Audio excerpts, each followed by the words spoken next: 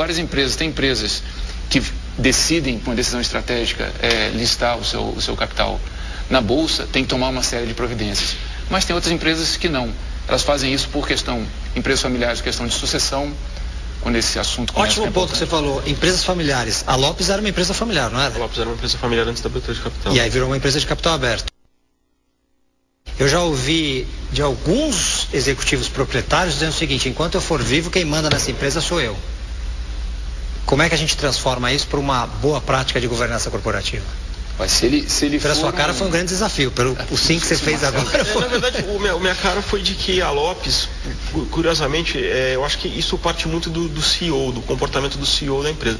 E o comportamento do Marcos Lopes, nosso CEO, foi justamente pró da boa governança. Ele já tinha isso na cabeça antes de abrir capital e ele criou todos os mecanismos. Ele foi o grande catalisador dos mecanismos de empowerment dos diretores executivos e de fazer com que a empresa funcionasse através de sistemas, de regras e de políticas e não de atribuições de vontades pessoais. Então, na verdade, no nosso caso específico, ele acreditou, ele comprou a ideia e ele foi o grande catalisador disso, inclusive compondo em nível de diretor executivo, de reporte direto dele, de pessoas profissionais, pessoas com autonomia para executar e para tomar as decisões relevantes para o negócio. Talvez que daí venha a expressão que você falou, ser mais sério ou menos sério, não no sentido de... Não, você levar a sério. Levar a sério. Por exemplo, esse final do exemplo que o Marcelo falou, eu entendo como uma profissionalização da gestão.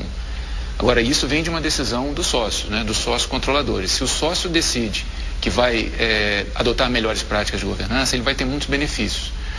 Se ele tem a maioria do capital, ele vai continuar tendo a maioria do conselho, que é um conselho independente, deveria ser, mas ele vai ter a chance de nomear essas pessoas. Ele colocando pessoas que tenham um conhecimento do negócio e conselheiros independentes, que não têm vínculos com o negócio nem com os sócios, ele vai ter o benefício de ter visões diferentes, vai ter mais chance de identificar riscos que ele não via antes, por mais competente que ele fosse, e oportunidades também que ele não via antes. E um outro aspecto também muito relevante para as empresas de controle familiar é essa profissionalização da gestão, do conselho, do sócio, a profissionalização da família também. A família tem que levar a sério, mais a sério, como estratégico para o negócio, para a própria família, ela se organizar internamente para separar os assuntos de família em fóruns específicos, da empresa em outros fóruns e dos sócios em outro fórum. Quero ouvir um pouco mais sobre a profissionalização da família e até mesmo profissionalização pessoal, então fique com a gente, porque logo após o intervalo comercial, Pergunte ao Red Hunter volta.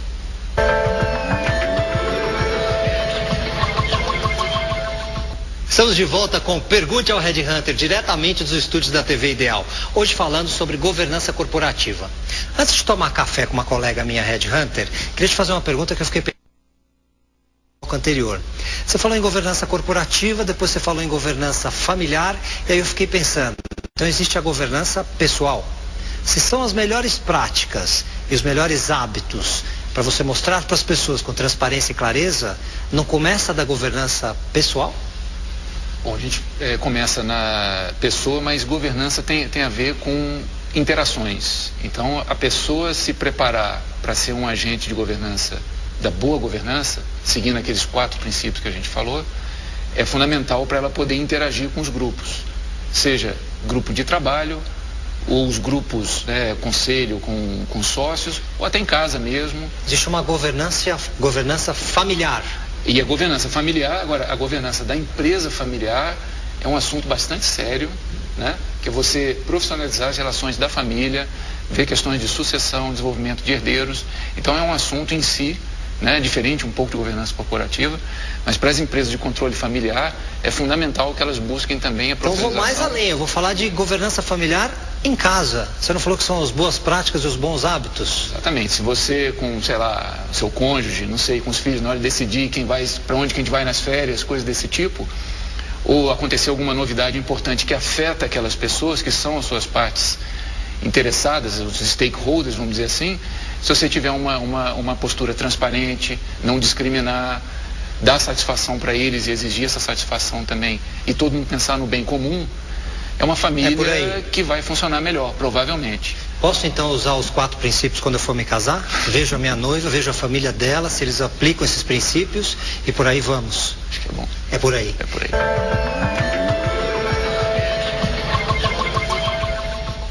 Diretamente dos estúdios da TV Ideal, eu sou o Carlos Melo e esse é Pergunte ao Red Hunter, hoje falando sobre governança corporativa.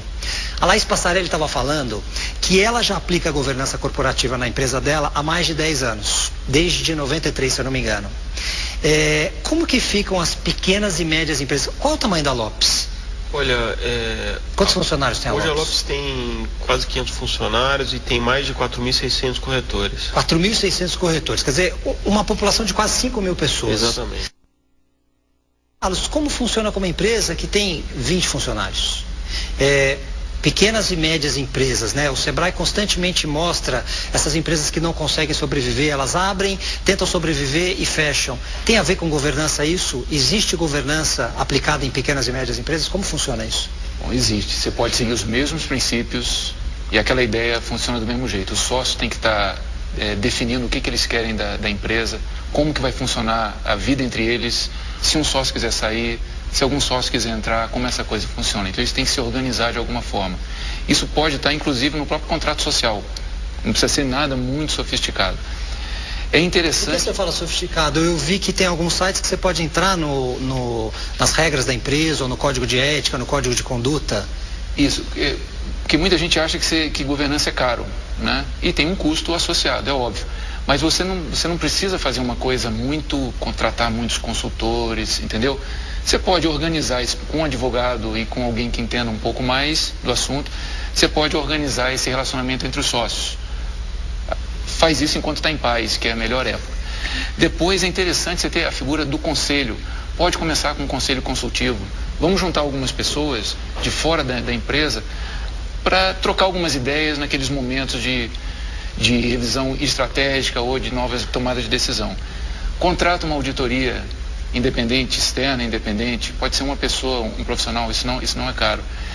E começa a ter o hábito de compartilhar informação com o próprio público interno. Com isso, a empresa já vai dar um passo à frente. Então, se eu entendi bem, independente de tamanho, de população de funcionários ou de setores abrangentes, a gente está falando muito de hábito e comportamento, é isso? Exatamente. É isso que define? É isso que define. E só para te dar um exemplo, a gente fez uma expansão geográfica no ano passado, a gente adquiriu 7 empresas e na verdade uma coisa muito engraçada, obviamente para adquirir 7 empresas você acaba entrando em contato com um universo muito maior. E questões de governança entram muito num processo como esse e na credibilidade de quem você está adquirindo. Então, na verdade, quando você senta de reunião para conhecer uma empresa e conversar com ela e o outro lado já te apresenta que o negócio dele já possui regras claras, bem definidas, processos estruturados em que família é tratada em outro ambiente, naturalmente você se torna isso gera valor até num nível desse, quer dizer, entre uma empresa de capital fechado e uma empresa de capital aberto, uma empresa muito menor, uma empresa muito maior. Isso aconteceu quando vocês adquiriram todas essas empresas ou não? Sim, sem dúvida. As empresas foi uma surpresa boa, então? Foi uma surpresa boa. Algumas das empresas que a gente adquiriu, no processo de aquisição, se mostraram já estruturadas e isso, obviamente, fez com que elas tivessem até o seu valor ampliado no negócio. Agora, falando um pouquinho de dinheiro, tem uma pergunta de um telespectador que eu gostaria que vocês respondessem para mim. Vamos dar uma olhada? Fazer carreira em empresas governanças corporativa é melhor financeiramente? Sim ou não?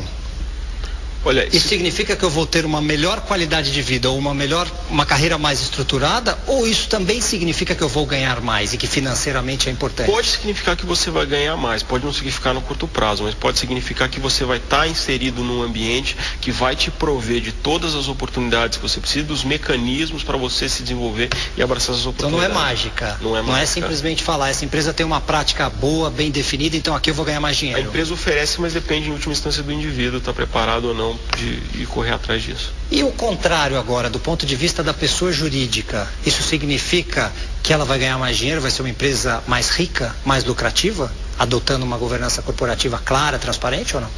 Tem os dois lados. Se você tem boa governança corporativa, você tem, como o próprio Marcelo falou, mais facilidade no acesso ao capital.